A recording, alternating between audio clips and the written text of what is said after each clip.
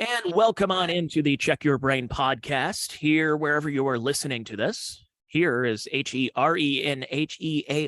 as well on the podcast platforms, all the major ones, as well as YouTube and Rumble. If you are a freeloader, that's fine. You can smash the subscribe button there, or you can just keep listening and I'll post these on social media. I'm also on Patreon. So if you're listening to this on Patreon, it means it's Monday. That is July the 10th, but it's going out for free on July 12th. So thank you for checking it out. Patreon.com/Tony Mazur. For $3 a month, you get, I was going to say unlimited. It could be 25 to 30 podcasts. That's pretty good value if you ask me. If you're a bargain shopper or a bargain podcast listener, you go check that out. Yes, patreon.com/Tony Mazur. That is my logo there if you're watching on the video. But I want to thank you for checking out this show. My name is Tony Mazur, and today's podcast is it's a tribute podcast. It's a tribute to somebody that I was really close with, and a lot of people were close with, a comedy club owner that's in my neck of the woods, and somebody I've known for about 15 years. He had just passed away last week, and we had the funeral over the weekend. I'll talk about him in a second. I want to thank everybody who is listening that may have heard me on the Opie Radio podcast last week, as well as Stuttering John's show. And I think I'm on Stuttering John's enemies list because maybe somebody told him that I was trolling him the entire time. And I've noticed this as somebody who's worked in radio, who's worked in broadcasting, podcasting, comedy. You run into a lot of interesting people. And somebody like Stuttering John is an interesting guy. Maybe not for all the good reasons, but he's interesting. And interesting could be ambiguous. It's somebody or someone, like for a movie, for example. You say, boy, that show or movie was interesting. Could be good, could be bad. Sometimes bad. It's like, it was interesting. It was interesting. Good, bad. It was interesting. But there's interesting bad and there's interesting good. And I want to talk about this gentleman right now that I'm going to put the card up there. Boutros Youssef Barakat. Pete. I don't know where Pete came from, but Pete from the Funny Stop, the comedy club, he was an interesting person. We lost him last week. He was a comedy club owner and manager and booker and all that for 30 plus years, being him and his brother solely owned, they own the comedy club, the Funny Stop, since 2000, but they had been running it and it kind of in charge since the 80s. And I have known Pete since 2008. And that was a rough phone call that I heard on Sunday morning that he was going on life support. And it was just a matter of time. And then I got the call on Monday that he did pass, and we're waiting for somebody in the family to post it where we're not going to jump the gun. Apparently there was a couple of people who did jump the gun, and they were told to take stuff down and wait for his brother, Chef Tony, to post something. And when he did, then all of us did, which was Wednesday. And then there was a story that was in our local ABC affiliate that we put up there. I may or may not have had something to do with that. I'll play that here in just a little bit. But it was really sad. And the reason for it being sad is that Pete was not your typical comedy club owner or anybody involved in comedy. That's why I say use the word interesting, because it's hard to describe somebody like this. Pete yelled a lot. He was very boisterous. But yelling is not necessarily out of anger. Sometimes you yell to get your point across, and other times you just yell because, I don't know, there's a switch that's turned on inside your brain that you just start yelling. That you would hear this yelling, but it's not like he's yelling at somebody and being angry at them. He's yelling because that's what he is. It's like, oh, Pete's yelling again. I don't know how many people you have in your life that are like that. I know that now that Pete's gone, I can't think of anybody who's going to be like that or like him that we're going to be missing. I want to take a step back before I talk a little bit more about, I could actually talk about Pete really quick, because getting to know him, especially in the last decade since I've been doing comedy, and knowing what a family man he is and he was. Coming over from Lebanon in 1979, he and his brother, they fought in the wars over there. They came to America. It's the true American story, a success story of somebody that comes from virtually nothing and becomes a successful business owner and very well respected, and his wake and funeral are very well attended by people, whether it's family and friends, acquaintances. And I mean, so many people really poured their hearts out and were very sad when they heard the news last week that he had passed. And being I've never seen anybody that was more proud of his kids. Even my own father wasn't as proud of me. Not saying much, but I've never seen somebody that was so proud of his kids. And, you know, he leaves behind a beautiful wife and Nadal and his 2 kids. And one of his kids, being a football player, plays semi-pro football. And every time I'd see him, he'd pull his phone out, go on YouTube, and has a picture of like his highlights, his son's highlights, and saying, look at he makes a tackle over here. Look, he's completely unblocked. And then here's another one. The two guys trying to block him, and he swerves around him and he makes the sack. And it oozed from him how proud he was of his kids. And now those kids, are in their 20s and they don't have a father right now. And I can't even imagine that right now. For anybody who loses a parent at that age, it just has to be devastating. And for somebody that was that proud of his kids, that they'll hopefully continue his legacy, whatever legacy that is, of just being very well respected. So, but like I got invited to parties and to a lot of events. He put me on stage and he really was giving me stage time, and I probably didn't even earn it at that time. I wasn't really that good at stand-up at the beginning, but he was giving me stage time. I was in the amateur competition. I was trying to find a way to, I was going through a breakup. I was going through a possible career change back in 2014. And I'm trying to figure out what it is I wanted to do. And knowing full well that I could get stage time at a comedy club that's about half hour away from me, and I can go down there, and as long as I'm clean and I do 5 minutes and possibly bring people into the crowd to cheer me on, then that's all you needed for the amateur contest. That was great. Pete would always say, bring 5 people, 5 minutes, don't be dirty. And it's a great exercise if you're a young comedian to go up there, and because it's and I'm going to use some language here because I'm either going to do it in the Pete voice or I'm going to just kind of quoting, but it's so easy if you're a stand-up comedian to go up there and say, fuck this and fuck. Sure, it's easy enough, but it's a crutch, and you want to get an opportunity to do stand-up where you're not leaning on these crutches of dropping F-bombs or GD or whatever the case, that you actually have to write some material.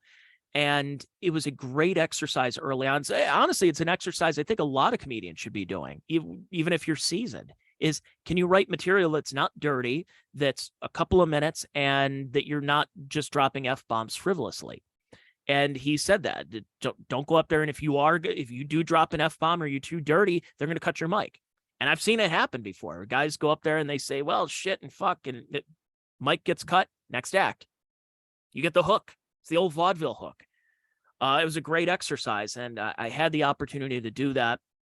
Eventually did get back into radio, and Pete was an old school guy. He understood promotion when it came to getting on the radio, talking about his club and his acts that he was booking in town.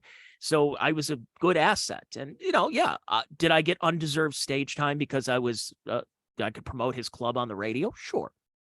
I'm not denying that. It's quid pro quo. I got stage time. He got publicity. But at the same time, we also became friends. It really was family. And one of the bartenders there, Nick, he actually said that, which it kind of touched me. He said that I was one of Pete's favorites. Weirdly enough, he could say that to everybody, but it was nice to hear. So let me just go back in time. I'm going to share the screen a little bit about the Funny Stop and about comedy in general and comedy clubs. So this is the stage when you've heard myself or other comedians talk about the Funny Stop. It's not your improv. It's not your funny bone. It's not your, it's not the, one of these major comedy store type of, or a chain like a Comedy Zone that you would see throughout the South. It's a local comedy club that's not even in Cleveland. It's not even in Akron. It's just north of it in a suburb called Cuyahoga Falls. which is the home of, I think the two things that are mentioned about Cuyahoga Falls are, what's her name? Chrissy Hine mentions it in My City Was Gone, from Seneca to Cuyahoga Falls. And then in Tommy Boy, Tommy's girlfriend was taking a flight and she had a layover. She needed to get to Cuyahoga Falls, but had a layover in Columbus. I'm like, that's impossible. You're going from an airport in Sandusky to fly to Columbus for a layover that you're going to have in Cuyahoga Falls, where there is no airport. That's about it. And then third is the Funny Stop, which originally was Hilarities down the street. That opened sometime in the 1980s. It burned down in 2004. Pete and Tony had to pivot and found a space that was just a couple of blocks up the street, which is now a shopping center that has a Goodwill, a Dollar General, a glass store, a card, like comic book store, and a bar, like a very seedy bar that's down the street from one of the final two remaining Arthur Treacher's locations. So this is it. It's a stage, it's a microphone, and there's a backdrop, and there's seats. It's about it. No frills, no nonsense. And not saying that it's a dump, because there's a difference between places that are a dump and places that are just, look, this is no nonsense. What did we come here? We came here to laugh. We're not here for high ceilings, for really nice graphics. And, they play that video, they pull the projection screen, they talk about the acts and their appearances on Comedy Central's like Premium Blend, or on Joe Rogan's podcast talking about the club. It's just a no nonsense comedy club. Now, if you think about it, comedy clubs have not been around all that long. The original comedy club, what they say, the oldest one opened in 1960 in Pasadena, California, the Ice House. I've been to the Ice House. I guess since COVID that they've upgraded it, but I've been to the old one. I actually performed there, and it was an open mic. So let's not think that they were booking Tony Mazur at the Ice House in Pasadena. It was an open mic, but I went there. So if you think about it, a comedy club is a relatively new phenomenon from the 60s. And then eventually by the 70s, when Johnny Carson moved out to Burbank, and a lot of comics decided to follow him out there, as well as Bud Friedman and Sammy and Mitzi Shore with the Comedy Store, the former Ciro's. So now the comedy boom was beginning in Los Angeles as opposed to New York. And you could also go out there. You don't have to worry about snow and blustery conditions. You can get a tan, and then you try to get your development deal and go up on stage at the Comedy Store in the belly room or the OR, the main room. And that's kind of what ended up popping up through the 70s and into the 80s, which led to the comedy boom. And here on this Medium article, it says, in the 1970s, stand-up comedy became a legitimate art form following a handful of comedy clubs opened in the 70s. Then between 1978 and 1988, over 300 comedy clubs opened up across the U.S., following a large number of comedians that became popular in the 1980s. As summarized by blah, blah, blah, this expansion brought new forms of stand-up comedy to the explosion of sitcoms, late-night talk shows, and variety of shows featuring all comedians. The unbelievable success of stand-up comedy in the 1980s meant only one thing. Sooner or later, the bubble had to burst. Though comedy went out on top at the end of the decade, it was only a matter of time before overexposure led to the collapse. And that's kind of what happened, was because of HBO and Showtime and the Robert Klein specials, Rodney Dangerfield specials, that people wanted to go to a comedy club until they realized, oh, hey, I have cable TV. I'm spending all this money. And now we actually have full channels dedicated to comedy. Why do I need to go out? But in the thick of the comedy boom of the 1980s, even like major cities had several, and I mean several, comedy clubs to choose from. Your small, like medium to smaller markets would have 2 or 3 comedy clubs, maybe more. And in Northeast Ohio, we had a bunch of them. I know in Cleveland, we had the Cleveland Comedy Connection, Cleveland Comedy Club, It's Comedy.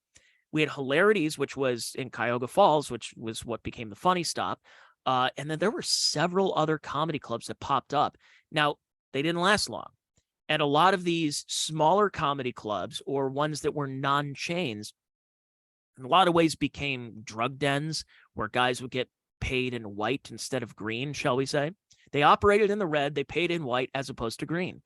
And a lot of them closed up. It was around 1992 that they said that if you want to talk about the comedy boom bursting, the bubble, it burst around the early 90s, and those comedy clubs started closing, and the ones that did stay open were your improvs, were your funny bones, were your comedy connections and your comedy zones.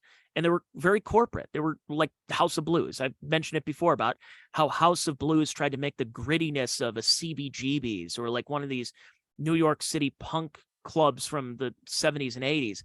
But it's like, it's 2005 and we're at a House of Blues. You're trying to make it gritty. It's like, this is the most corporate, forced grittiness, but through the lens of corporate. And that's what a lot of funny bones, no offense to them, but I've said on one of the podcasts that performing at the Toledo Funny Bone was like being at the Cheesecake Factory. It actually looks like a Cheesecake Factory inside, and it's above a Fat Fish Blue, if you remember that restaurant.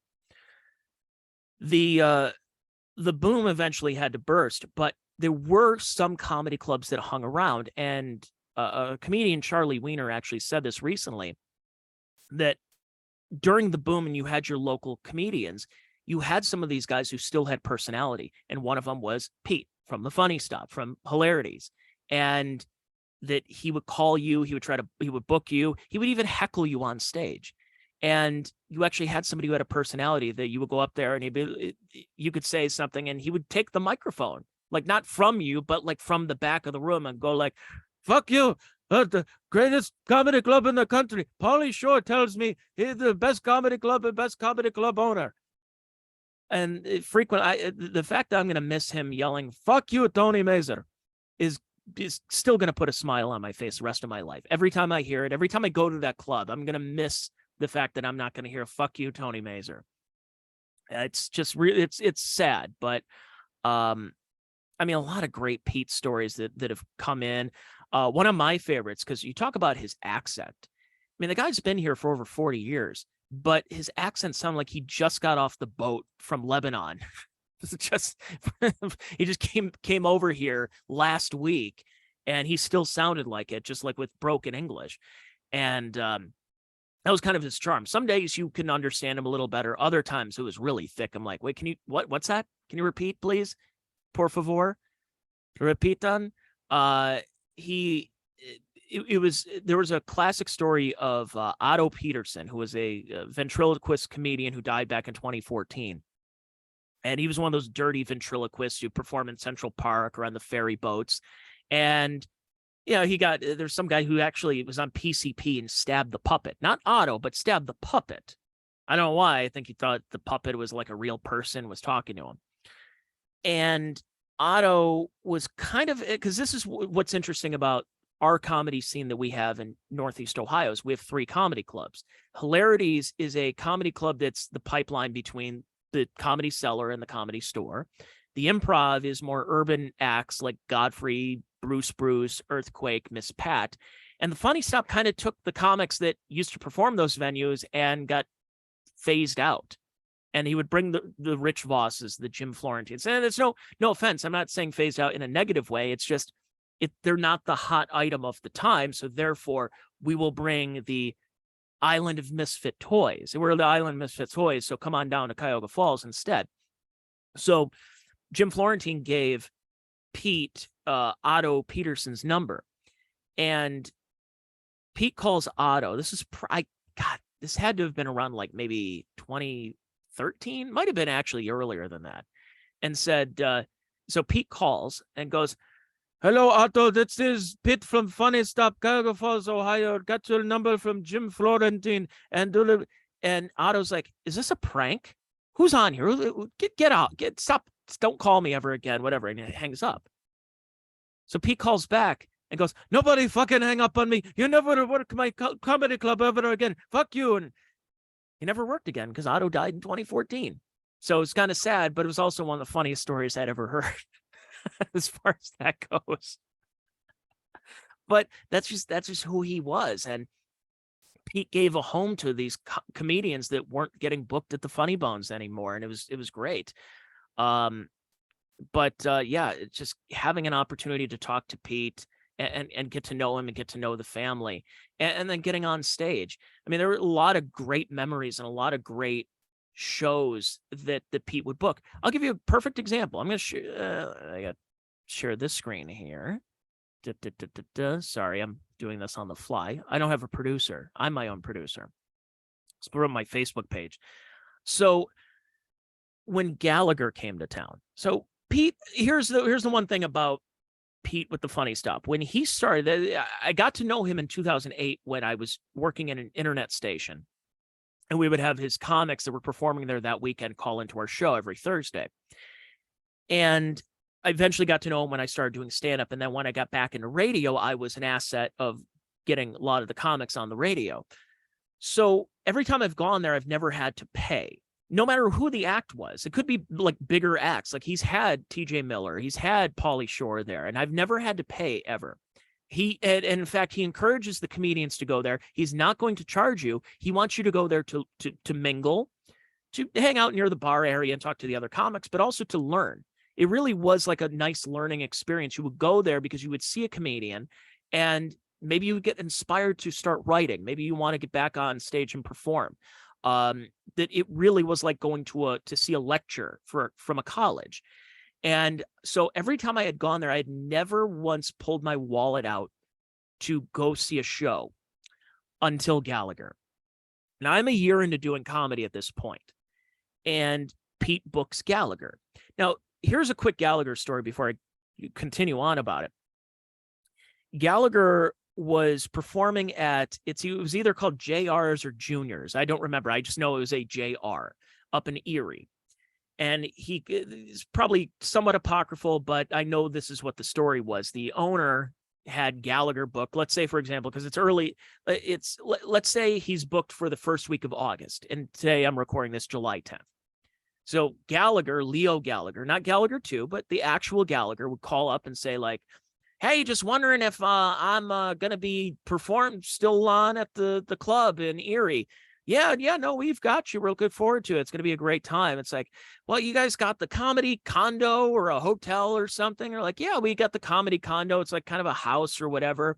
It's like, oh, y'all be able to stay there. Yeah, absolutely. It's like, well, you think I could come a little bit early? Like early, like, yeah, that's fine. I mean, we'll probably have some comics staying there and everything like that, but you can come in early. He's like, you mind if I come tomorrow? Meaning Gallagher would be at this comedy condo for several weeks, like basically a month. So are you homeless? What's going on here? Are you sleeping in your car? How are you getting there? Do you have any money? Apparently Gallagher was a day trader too. So he either had no money or he had a lot of money stored away somewhere. And all his heart attacks, I guess they said Gallagher was like a Etch-a-Sketch, that he had several heart attacks and all these health scares, that him jumping on a large couch on a HBO special in 1981 and made a ton of money and was all over the place. He has no recollection. You can show him video and photos and be like, yeah, I believe you. It's me, but I don't remember that. It was an Etch-a-Sketch. He doesn't remember any of that. So Pete booked, let's see, what is this? March 7th, 2015. So yeah, he booked Gallagher in March of 2015. Again, I never once pulled my wallet out before then or since to go see an act. And he's had some pretty cool acts that have come through there. But he charged me $30 because he's paying through the nose to get Gallagher at this show. So in this photo, I have these on my Facebook page. This is the view that I saw when I walked in. Now, my buddy says, you want to go see Gallagher this weekend? I said, yes. So what show? I said, you know me, I love going to a late show. Early shows, my rule of thumb when it comes to an early show is it's too tight. It's so tight. I don't want to say it's too tight. It's a great show, but it's tight. I am a comedy fan. I'm a fan of comedians, and I like to see them work when they don't necessarily have a time crunch and you're dealing with drunks or stoners or hecklers or whatever the case is. I like to see them work and try different stuff at a late show as opposed to an early show where you got to break down tables and get ready for show number 2. So there's a quicker turnaround. So I said, let's go to the late show. And I've seen, everybody knows about the watermelons and everything that Gallagher smashed over the years. At this time, Pete used to have 2 shows. It was an 8 o'clock and a 10:30, which we had to kind of put it in his ear. You say 10:30 is way too late. We're not New York City. We're not Sunset Strip. We're Cuyahoga Falls, Ohio. At 10:30, everyone's just like, they're dead. They've been out drinking. They've been at the bars for a couple of hours before that. They're not really interested in going to a comedy club and being patient for the next hour and a half to 2 hours. As the clock strikes midnight, they're getting a little antsy. They want to go somewhere. They want to dance. They want to do karaoke. They want to, I don't know, fight people. They want to piss in the parking lot. Whatever they want to do. They don't. It's like, can we make the hours a little bit? So they eventually shifted to 7:30 and 9:30, which is much better. But this was still when it was 8 and 10:30. So the 8 o'clock show, I said, well, how about we get there about like 10:15? And that way the show starts around 10:30, 10:35, and we'll be there enough to we can order a drink and get ready, get our seats for this Gallagher show. I walk in, Pete's like, sorry, Tony, $30. I'm like, oh, fuck. I guess I have to, well, I have 30. I have $40. So here's 40. Give me 10. I'll get 2 drinks really quick. I'm like, wow, I've never been charged. And my buddy Anthony had never been charged before ever and had to pay that night. So we walk in and this was the scene that we have, which is plastic all over the Funny Stop. The entire crew of the Funny Stop plus others pitching in to break down the tables. Again, this is 10:15. This should have been done by 9:45, meaning the show just ended. We're like, what's going on? So it's taking forever to get the cake, the icing, the fruit, everything that squirted, the flour and the baking powder and everything that was all over the place to be cleaned up for this second show. Now, I think a lot of people know how a comedy show goes, where even if you just have the 3 comics, the MC, the feature, and the headliner, it's usually the MC goes up and does about 10 minutes. The feature does 15 to 25, and the headliner does at least 45. So on this particular night, for show 2, it's the MC basically goes up and does, again, remember, 10 minutes. MC goes like this. Hi, I'm the MC. Welcome to the Funny Stop. Hey, make sure you tip your servers and everything. Are you ready for your first act? I'm like, that was 30 seconds he's up there.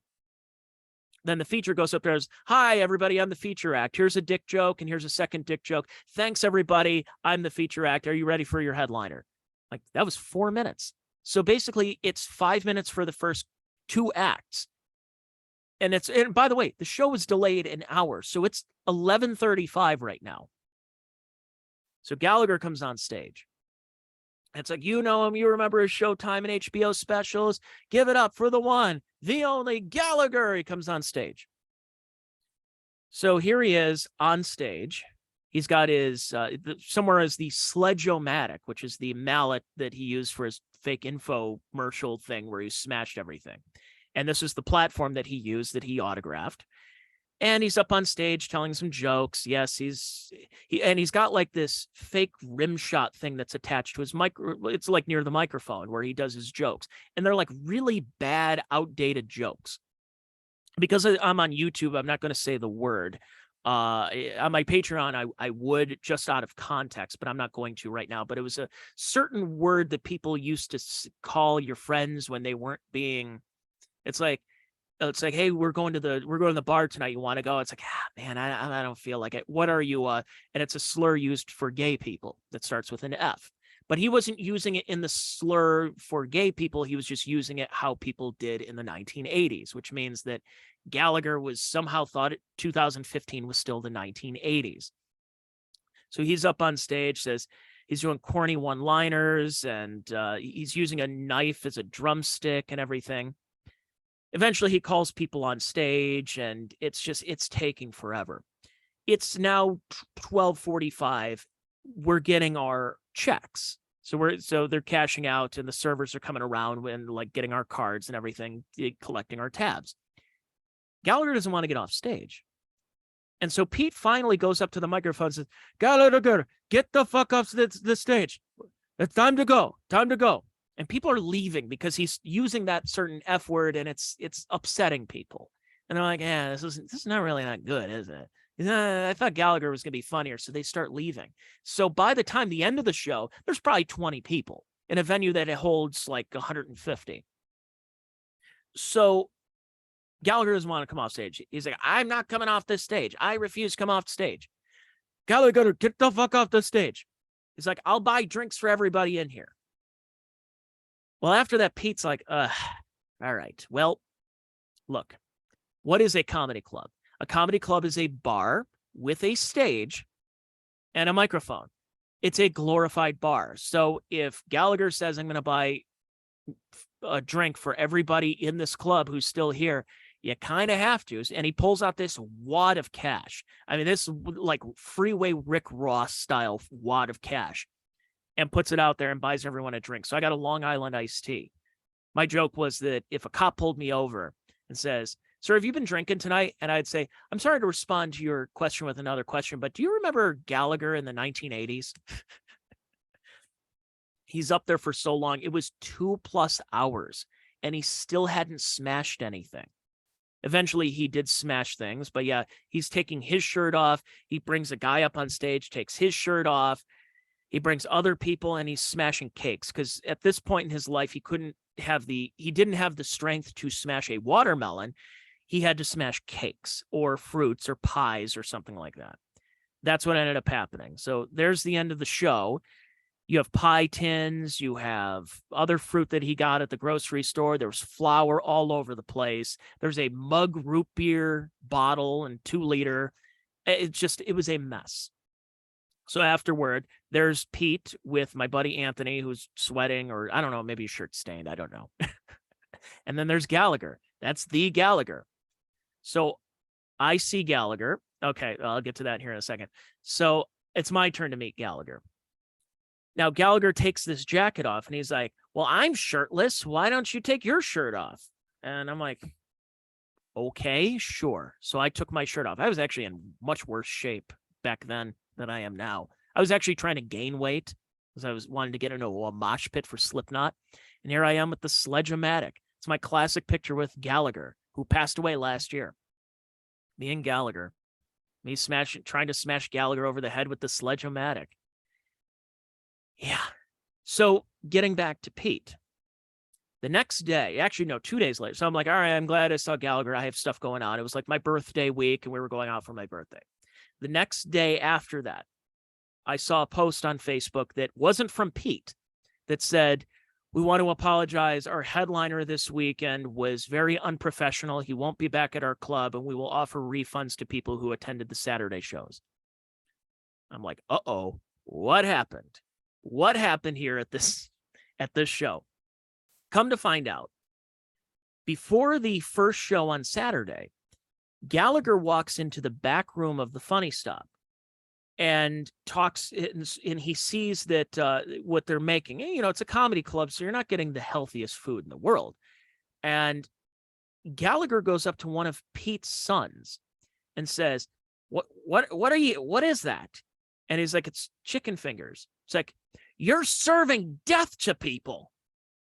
At this point, Gallagher was, I think, a vegan or vegetarian, and he was trying to be a little bit more health conscious. So when he sees fattening fried foods like mozzarella sticks and chicken fingers, he's now saying you're serving death to people. And Pete got really upset by that, by going, you don't talk to my son like that. You get the fuck out of this club. Gallagher, he banned. He never work in this club again. And I guess like halfway during the show, somebody like said something and he thought he was being heckled, and he stormed off the stage like, this is unprofessional. I'm never working in this venue, and never did see Gallagher again. And it's funny because every time I saw Pete after that, I'd say, well, you know, say whatever you want about so-and-so who's on stage. At least he's not Gallagher. And till probably the day he died, he's like, fuck Gallagher. Gallagher banned from the comedy club. He never coming back. And he didn't. The memories of seeing Pete, because that's the difference. A lot of comics would see Pete at the comedy club, but wouldn't see him when I would, bright and early in the morning at 7:30 in the morning, bringing certain comedians to the club.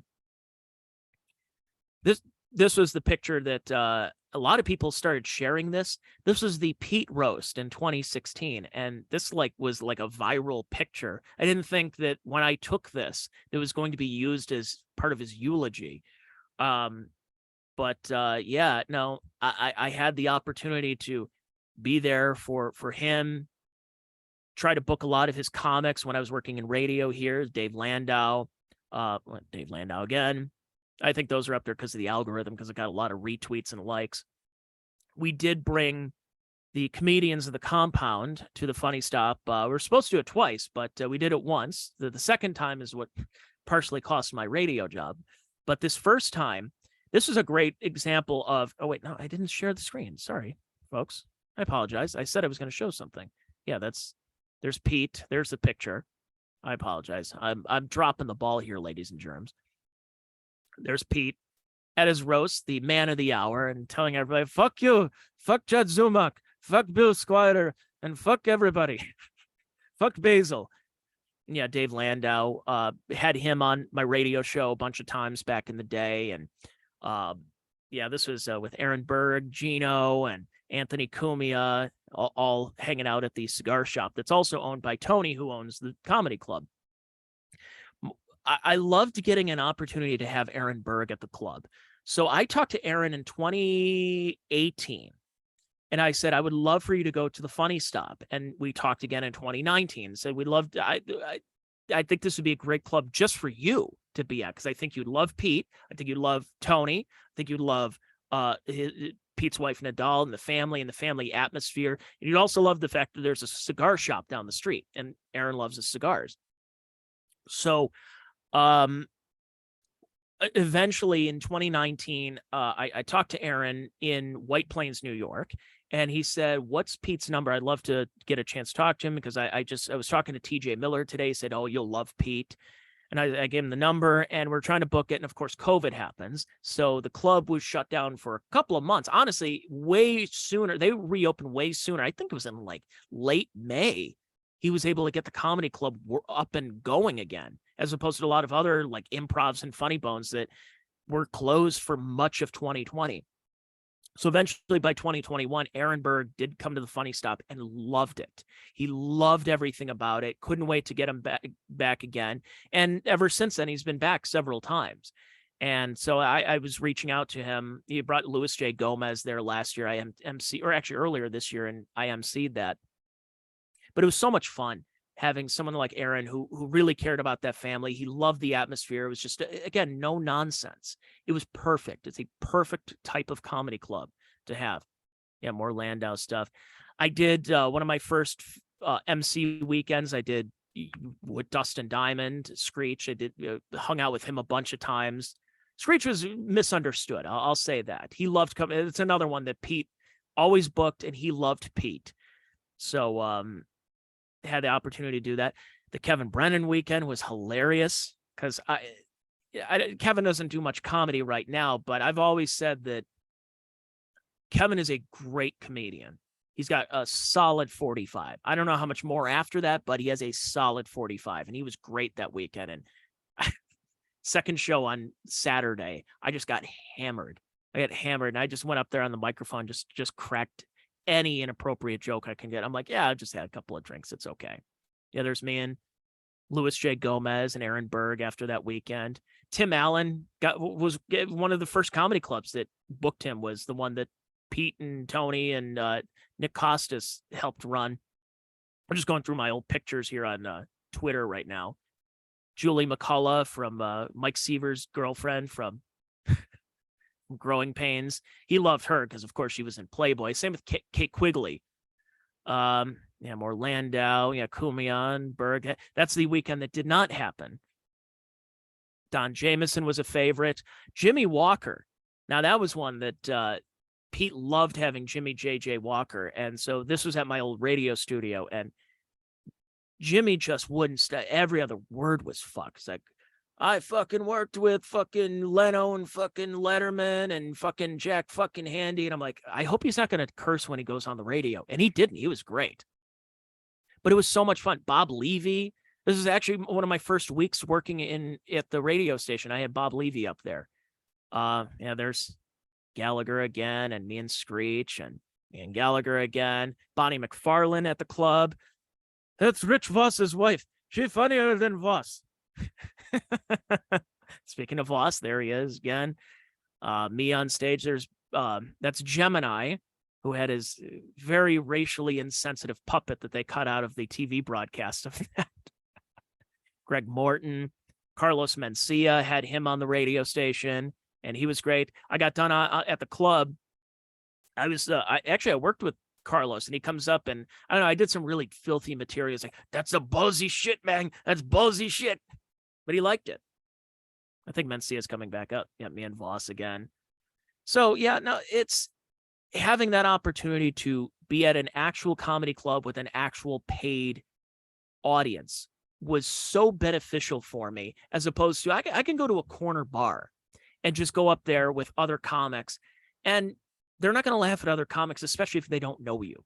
I got phone face, whether they're looking at their material on their phone or they're just scrolling through social media. And it was nice to have some place to go that's not far away, that I can go up there and work my material out in front of an actual audience. It's way more beneficial. That's why guys like Landau got their start there. First headlining gig, Tammy Pescatelli. So many people have come through there and had so much loyalty. I mean, for God's sake, Dave Landau is selling out theaters at this point. He went from being fairly obscure and then getting on the radar of Anthony Cumia, going to his network, and then being a part of Louder with Crowder for a couple of years, and then now doing his stuff with the Blaze. I mean, Landau's killing it, but he's always said, Pete was one of the first people to put me on stage as a headliner out of town. He will always be loyal to him. I've done shows with Dave where he's doing the check spot on amateur night on a Tuesday in front of 6 people. And then the last couple of times Dave has been here, there's a line out the door, out the other door, and into the parking lot to meet, to get a selfie, to get an autograph, to whatever, to meet Dave Landau, a guy who, again, truly got his beginnings at that comedy club. And he's always been grateful to Pete and to Tony and to Nadal, but especially Pete. And that's the charm. So I know there's going to be a lot of questions going forward as to what's going to happen with the club. Are they going to keep it going? Are comics going to want to continue performing there? Because there was just something about that magnetism of being around Pete that is, it's going to be sorely missed. It's missed now, and it's going to be even more so when those comics walk in there and they're not getting yelled at. Fuck you, Jim Florentine. Fuck you, Chad Zumak on drugs. He gay. You know, that kind of stuff. There was a charm to it that we're going to miss. And, you know,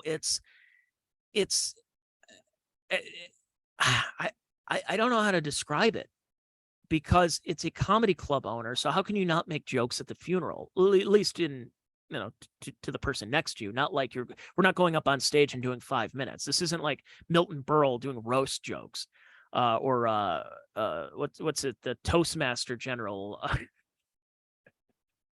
you know, it's one of those things where you just go, it's so sad, and it's going to be even more sad when it really sets in. When you're a comic who goes there and you realize, you look over, you see those glasses at the end of the bar, and they're not being used at all. They'll never be used. The smudged up glasses, and not being yelled at and heckled on stage. Is the magic still there? Is the spirit of Pete still going to be there? Of course, but will other comics respond to it? Will the family decide, you know what, now that Pete's not here, there's no sense in keeping it going? And if they do sell it, does it go into the right or wrong hands? Could a rival comedy club owner want to buy it just to close it? Or does somebody want to keep it going and maybe put a couple of more bucks into it? Or who knows? I don't know where we go going forward. There's a lot more questions that are going to happen, but it's not really the appropriate time to talk about that. The appropriate time now is it's the grieving process. It's the memorials for somebody who is truly one of the more important people in my life in the last decade. You know, somebody that was considered family. I mean, for me personally, I really had no coworkers at my wedding that I would have invited, because I just say, for me personally at work, and this is no matter whether it's my current job or previous jobs, I don't go there to make friends. I go there to work and get my paycheck every 2 weeks. If I make a friend along the way, or 2 or 5, okay, but that's not my goal. I know a lot of people go because it is a social atmosphere and they do like making friends with people at work. I'm just a guy, maybe it's an autism thing, who knows, Asperger's, that I like to go there and, I don't know, do my work and go home, get my paycheck every 2 weeks. So I didn't have a lot of people that were coworkers that I invited to my wedding. In fact, I think I just had one coworker at the time. Everyone else was either a friend or family, but I considered Pete and Nadal family. Now, they had a comedy club to run that night, so they weren't able to make it, but they did get an invite from us. And I didn't frivolously throw out invites to my wedding to just random people just because I wanted to cover a gambit. It's like, no, these are the people who are the most important to me at this time. And Pete and his family were some of the most important people of the last decade. As I've experienced my own growth as an individual, as I continue growing and hopefully improving as an individual, I feel that Pete was very helpful in that. You know, you take aside all the yelling and everything like that, and fuck you, Tony Mazur, there was a weird feeling of encouragement to that, to continue. I mean, like, he was honest. He would say, like, if I didn't have a good set, he's like, you haven't been up in a while. You need to do more open mics. I forgot what the term he would use, but he would, like, I needed to be a little bit more seasoned. I needed to do more open mics. So I made sure that if I was doing a paid gig at the Funny Stop, I would do several open mics just to practice. I had to continue practicing. But then every so often I get a, you do good. Good set. Too dirty. And a lot of my stuff was a little too dirty sometimes. But I wasn't doing the open mic, or I wasn't doing the amateur contest, so I could afford to get a little dirty. It wasn't so much cursing; it was just material that I would do. But I would also understand the basics of, like, I'm not going to go at the 7:30 show, the first show, and start talking about, like, anal secretions or something like that, or afterbirth. I'd save that for the late show and all the really filthy stuff. I do what I can to get some laughs. It's a whole process of comedy, and unfortunately, we're going to miss that. And I don't know who's going to continue running the club, if it's the family, whatever the case is, but I'm still going to go over there, and I'm going to do it in honor of him. I actually have struggled with this in the last week. I'm like, does this harm me? Like, do I not want to do comedy anymore now that Pete, somebody who I was close to, is no longer there? Or is it going to embolden me to want to carry on that legacy? And I'm kind of in the middle of that.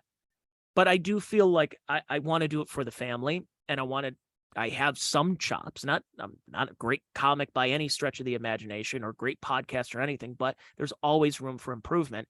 And the Funny Stop gave me that opportunity to work on those chops. So I'm going to continue doing that. I'm going to continue supporting the family in any way I can, and supporting, but because they're good people. That's what it comes down to right now, is being a good person. As we have such a divided country, and we go through this on social media, it's good to know that there are people that are looking out for others, that are looking out for everyone's well-being. I mean, yeah, some people would get on Pete's bad side and may get banned from the club because they did something that they shouldn't have done. Well, if that isn't the consequences of my own actions there.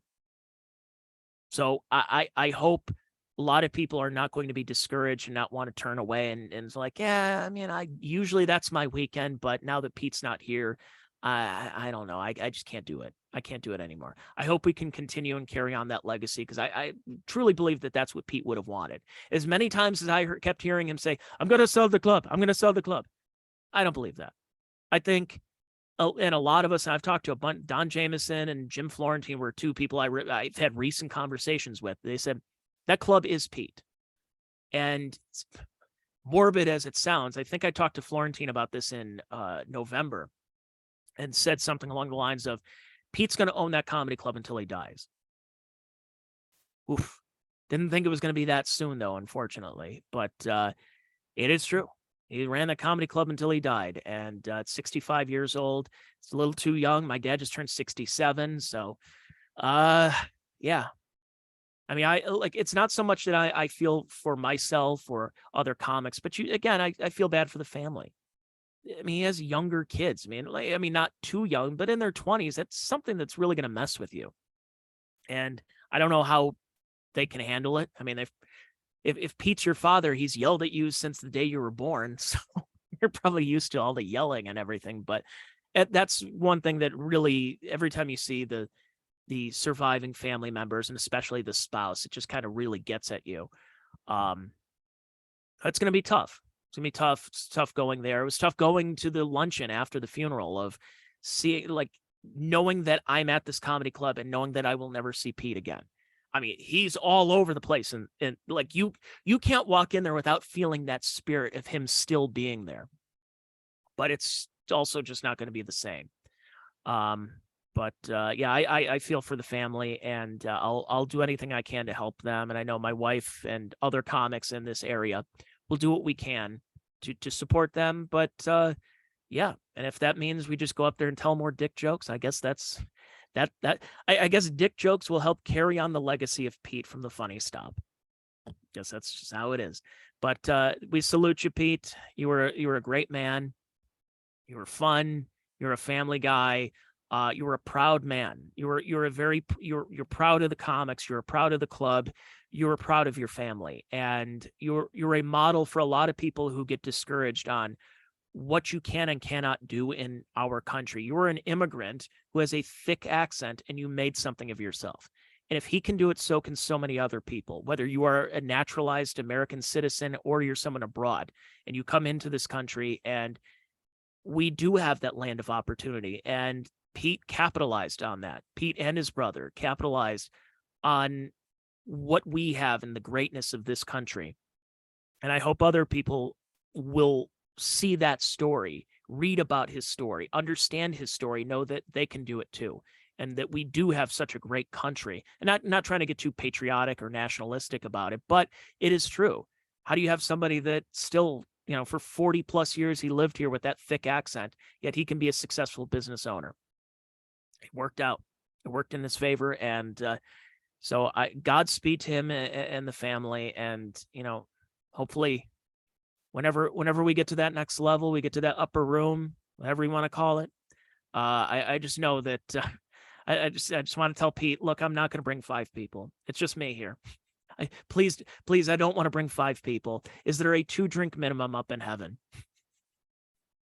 Is there a merch table next to St. Peter right now? That's just what I want to know. Is there a QR code we can scan to get access to my podcast up there? Because how can you not make it? If a comedy club owner joke is dying and you can't make any kind of joke, I think that it might be what he wanted. Just to have some fun, just to be humorous. He loved comedy, he loved comedians, but he loved his family. And he's a model in so many different ways for a lot of people. And I hope we can all take what we saw from Pete and carry it on in our own lives. All right, I want to thank everybody for listening to today's Check Your Brain podcast. I'll be back with you coming up next week. I got a great guest on for you folks next week, a little bit of a celebrity. So go check that out. And if you liked what you heard here on Rumble or YouTube or the podcast platforms, I am on Patreon at patreon.com/Tony Mazur, TonyMazur. I'll be back with another episode of the Check Your Brain podcast coming up next week. Thanks everybody for watching, listening, and hopefully subscribing. Bye now.